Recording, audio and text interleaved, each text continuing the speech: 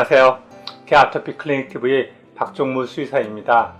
제가 지난 시간에 왜 암이 잘 낫지 않는지에 대해서 다음 시간에 말씀을 드리겠다고 얘기했습니다. 오늘은 현대병이라고 얘기하는 암, 당뇨, 고혈압과 같은 현대병이 왜 잘 낫지 않고 또 계속 늘어가는지 그것에 대해서 말씀을 드려보겠습니다. 현대병은 왜 잘 낫지 않는가? 갈수록 그래프에서 보는 것 같이 유방암 그리고 전립선암을 비롯한 다양한 암들의 발생률이 증가하고 있습니다. 그리고 고혈압과 면역과 관련된 이런 질병들이 계속 늘어나고 있습니다. 이런 여러 질병에 대해서 사람들 중에는 유전자 때문에 이런 질병이 발생한다고 합니다. 하지만 유전자는 이렇게 단시간 내에 변화하는 것이 아니기 때문에 유전자가 이런 질병들의 근원적인 원인이 아닙니다. 그럼 무엇 때문에 이렇게 다양한 질병들이 급격히 늘어나는 것일까요? 1977년에 맥거번 위원을 상임위원으로 하는 영양 및 인간 욕구에 관한 상원 특별위원회가 개최됩니다. 이 위원회는 신장질환, 암, 비만, 당뇨병과 같이 현대병으로 불리는 이 질병들이 급격히 증가하는 것에 대해서 문제를 보고받고 청문회를 실시합니다. 그래서 다양한 정보들을 수집하게 됩니다. 위원회는 제2차 세계대전 당시에 미국에서는 관상동맥질환 발병률이 높이 치솟는 반면 채식 위주의 정통 식단을 하는 다른 문화에서는 만성질환 발병률이 매우 낮다는 것을 발견합니다. 또 역학자들은 전쟁 중에는 먹을 것이 부족했기 때문에 고기와 유제품이 제한되는 그 전쟁 동안 심장질환 발병률이 급격히 낮았다가 전쟁이 끝난 후 다시 급격히 증가했다는 것을 밝혀냅니다. 이런 여러 조사들을 바탕으로 상원특별위원회는 이러한 암, 고혈압, 당뇨 이런 것들의 근본적인 원인이 고기를 많이 먹었기 때문이라고 판단하고서 1977년 1월 붉은 고기와 유제품이 만성질병의 원인이므로 소비를 줄이라는 권고를 발표합니다. 그러면 이러한 권고를 발표했기 때문에 문제가 해결되어졌을까요? 문제는 그렇지 않았다는 데 문제의 심각성이 있습니다. 이렇게 과도한 육식이 현대 질병의 중요한 원인이라는 연구 결과는 단지 특별위원회만의 결과가 아닙니다. 영양학자 케이린 오디는 한 가지 실험을 합니다. 어떤 실험을 하냐면 오스트레일리아 정착지에 거주하는 원주민 중에는 많은 수가 대사성 증후군을 앓고 있었습니다. 이 대사성 증후군은 당뇨, 그리고 비만, 고혈압, 신장질환, 그리고 암 이런 것들과 관련이 됩니다.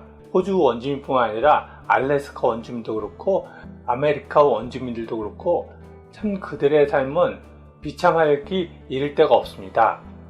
그들은 원래 그들의 땅이었던 곳에서 쫓겨나서 정착지라고 불리어지는 한정된 공간에 갇혀서 생활을 하게 됩니다. 그리고 특별한 직업도 갖지 못하고 제공되어지는 식량에 의존해서 삶을 살아갑니다. 그러다 보니까 먹는 거가 주로 밀가루, 설탕, 분유, 그리고 값싼 지방지 고기 이런 것들이 주된 식량이 됩니다. 그로 인해서 많은 원주민들은 사진에서 보는 것 같이 비만을 비롯한 다양한 현대 질병을 앓는 그런 삶을 살아갑니다. 캐리는 원주민들이 그들이 원래 살던 고향으로 돌아가서 원래 생활하던 방식으로 7주 동안 생활하도록 합니다. 그래서 원주민들은 그들이 살던 고향으로 돌아가서 직접 사냥하고 채집한 민물고기, 조개, 거북이 그런 것들 그리고 고구마, 무화과, 꿀 원래 그들이 먹던 것을 먹고 먹고 생활하고 그러고 나서 7주 후에 다시 돌아와서 검사를 실시하였습니다. 그 검사를 실시했을 때 대부분의 원주민들이 혈압은 말할 것도 없고 당뇨도 사라지는 등 대부분의 증상들이 정상화되었습니다. 이것은 먹거리가 건강에서 정말 중요하다는 것을 이야기하는 것이었습니다. 그리고 그 외에도 딘 오니스의 연구는 심장질환 환자에게 동물성 섭취를 줄이겠더니 협심증 빈도가 91% 줄었고, 또 1990년대에 음식과 대장암에 관한 연구를 윌렛과 화이트모어가 연구를 했는데 두 연구 모두 육식이 대장암의 주요 원인이라는 것을 밝혀냈습니다. 이와 같이 암이나 심장질환에 있어서 과다한 육식은 중요한 원인이 됩니다. 그렇기에 맥거번 위원회의 붉은 고기와 유제품이 만성질병의 원인이기 때문에 소비를 줄이라는 이런 권고사항은 바람직한 것이었습니다.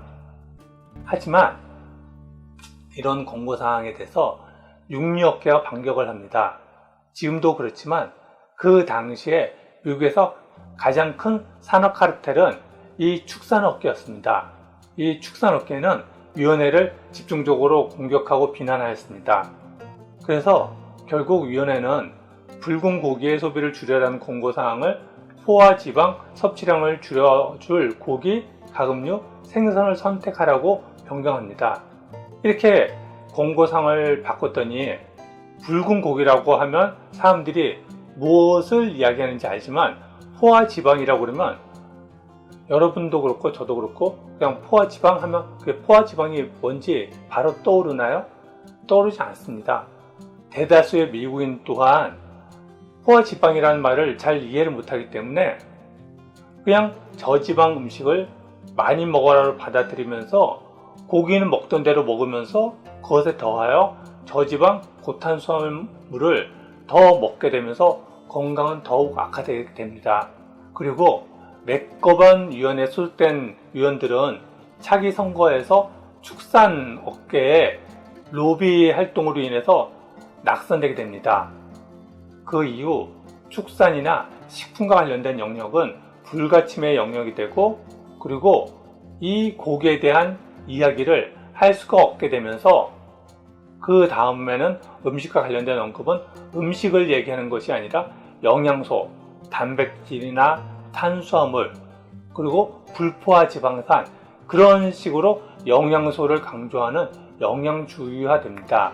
이와 같이 축산업계가 그들의 목적 달성을 위해서 공격하는 행위가 특별한 경우라고 생각할지 모릅니다. 하지만 그렇지 않습니다.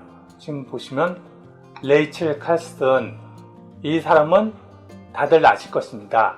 이 작가가 쓴 침묵의 봄, 이것은 환경과 관련돼서는 고전이고 또 많은 사람들이 읽은 그런 책입니다. 침묵의 봄은 화학업체에서 생산한 살충제가 환경에 어떤 영향을 끼쳤는지 고발한 그런 책입니다. 살충제를 생산한 업체들은 살충제가 친환경적이고 그래서 환경에 전혀 영향을 끼치지 않는다고 주장을 하였습니다. 하지만 어느 해 봄부터인가 숲속에서 새들의 울음소리가 줄어들었습니다. 그것은 살충제로 죽은 벌레를 새들이 잡아먹고 그 살충제가 누적되어져서 새 알의 껍질이 약해져서 새알이 깨지는 바람에 새들의 부하가 줄어들어서 결국 숲속에 새들이 줄어들어 봄이 왔지만 새들이 울지 않는 그런 침묵의 봄이 되었다는 그런 내용입니다. 레이첼 카슨이 이 책을 집필하고 출판하려고 했을 때 몬산토를 비롯한 살충제 생산업체들은 칼슨을 집중적으로 공격하게 됩니다. 그 내용은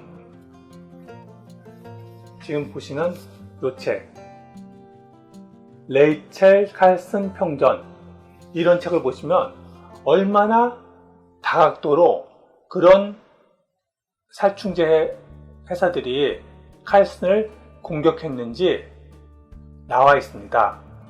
사사건건 명예훼손으로 고발한다거나 아니면 출판을 하려고 하는데 출판사로 하여금 출판을 하지 못하도록 압력을 넣고 또 신문계 보험을 신문사들이 홍보하지 못하도록 압력을 넣고 그런 행위들을 했습니다. 그럼 이 책의 한 내용 중에 하나를 보면 살충제 회사들의 로비를 받은 전 농무부 장관 에리즈 벤스는 칼슨이 아이도 없는 노처녀가 왜 그렇게 유전하게 관심이 많은 거냐, 그것은 아마도 칼슨이 공산주의자여서 그렇게 하는 것이다 라는 식으로 당시 메카시 열풍이 불던 미국에서 칼슨을 공산주의자로 매도해서 칼슨의 책이 판매가 되지 않도록 하려고 했습니다. 그 외에도 다양한 지필자들을 선동해서 칼슨을 모략하고 그랬던 것입니다.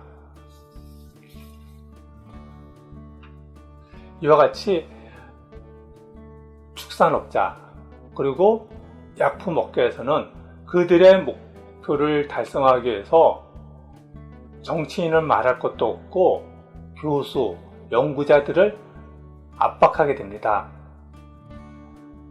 여러분들은 혹시 이 주차장 과학이라는 얘기를 들어본 적이 있는지 모르겠습니다.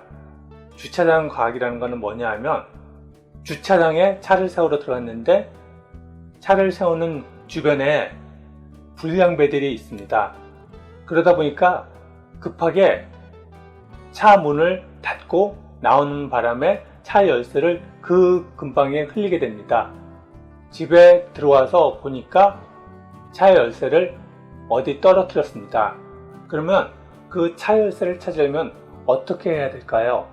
그것은 차 열쇠를 떨어뜨린 그 차 근처로 가야 합니다. 그런데 차 주변에는 불량배가 있기 때문에 무서워서 가지를 못합니다.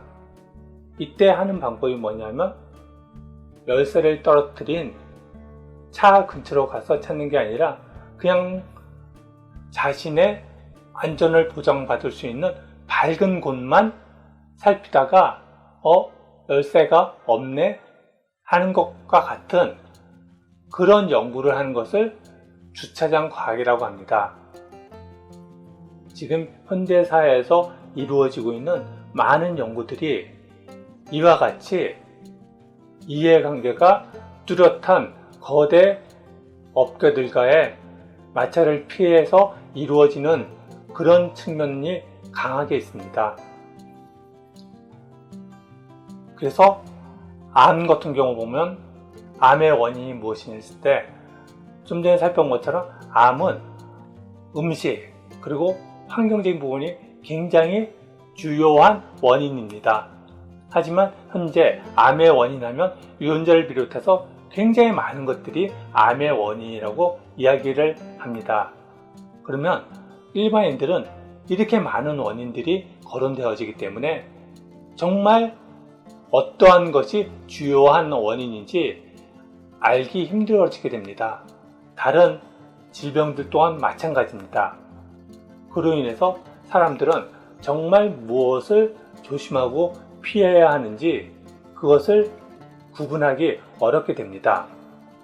그러한 결과 고혈압, 당뇨병과 같은 현대병들은 근원적인 문제를 해결하지 못하고 지속적으로 증가하게 되고 또 근본적인 문제를 해결하기보다는 증상만을 완화시키는 대증요법 약을 장기간 처방하게 됩니다.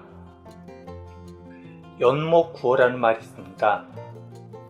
이것은 고기를 잡으려고 한다면 물가로 가야 되는데 나무에 앉아서 고기를 잡는다는 이야기입니다. 아무리 나무에 앉아서 고기를 잡으려고 해도 고기를 잡을 수 없습니다. 원인을 제대로 인식하고 그 원인을 해결하려고 노력해야지 문제가 해결되지, 전혀 엉뚱한 것을 원인이라고 생각하고서 붙들고 있어봤자 문제가 해결되지 않습니다. 아토피와 관련해서도 정말 원인이 무엇인지 그 부분을 해결하면 생명은 기본적으로 아까 원주민들이 그들의 고향으로 돌아가서 그들이 원래 먹던 것들을 먹는 그런 생활을 7주간 하고 난 후 암, 고혈압 그런 병들이 그냥 자연 치유되어졌듯이 모든 생명들은 자기 스스로 자기의 건강을 지킬 수 있는 그런 자연 치유력이 있습니다. 그러한 자연 치유력을 방해하는 어떤 원인들만 제거되어져도 생명은 충분히 그렇게 되어질 수 있습니다. 그렇게 개 아토피로 장기간 고생하는 반려인 분께서는 근본적인 문제를 해결하려고 도와주시는 것이 도움이 될 것입니다. 저희 개 아토피 클리닉 TV에서는 개 아토피와 관련해서 다양한 정보를 제공해 드리려고 노력하고 있습니다. 도움이 되셨다면 구독과 추천 부탁드립니다. 감사합니다.